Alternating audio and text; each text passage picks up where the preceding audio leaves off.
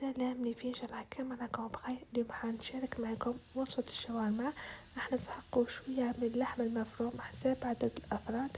حنديروا شوية ملح وشوية من فلفل أسود فقط بدون إضافة أي حاجة. راح نديروا الفرماج اللي عندكم متوفر عندكم سواء مثلثات ولا أي نوعية عندكم. راح نديروا ربع كاس حليب باش يجي لها صوص مشمخة ونطيبوها على نار هادية، ما نقويوش للنار ونستمروا في التحريك كما راكم تشوفوا. ومن جهة أخرى راح نكونوا درنا بطاطا مقلية تاعنا خليوها حتى نطيب، وايضا حنخدموا صوص منزلية اللي حنسحقوا فيها هريسة وشوي مايونيز.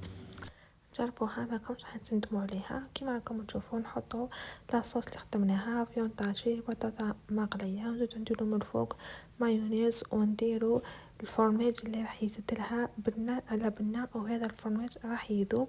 جربته يعني قداه من خطره. تشوفوا كيف ندوروها بالطريقه هكذا.